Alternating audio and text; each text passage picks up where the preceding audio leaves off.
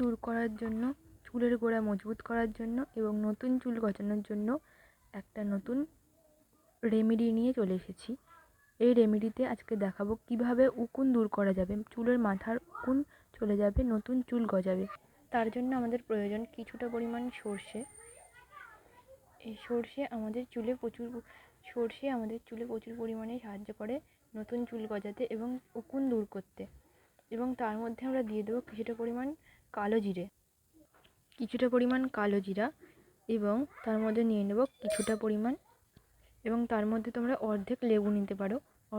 এই লেবু আমাদের চুলের পক্ষে প্রচুর পরিমাণে ভালো, এবং লেবু দিলে আমাদের চুলে উকুন একদম নির্মূল হয়ে যায় আর আমাদের চুল গজাতে সাহায্য করে, নতুন চুল গজায়।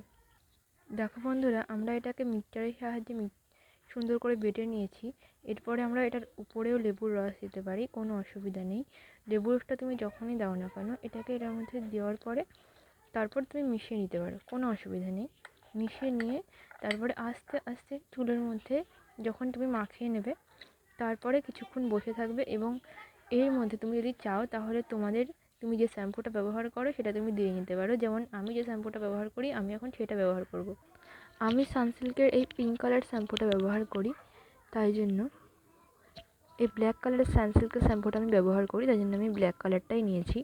তোমরা যে কোনো রঙের শ্যাম্পু নিতে পারো, যে কোনো কিছুর শ্যাম্পু ব্যবহার করতে পারো। শ্যাম্পুটা দেওয়ার পর তোমরা এটাকে সুন্দরভাবে মিশিয়ে নেবে।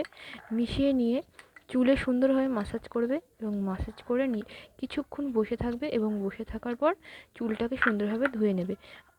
চুলের মাসাজ করাটাই কিন্তু সব থেকে বেটার। মাসাজের উপরেই আমাদের চুল সব থেকে বেশি গ্রো হয়। আজকে এখানেই শেষ করছি, দেখা হবে অন্য কোনো ভিডিওতে।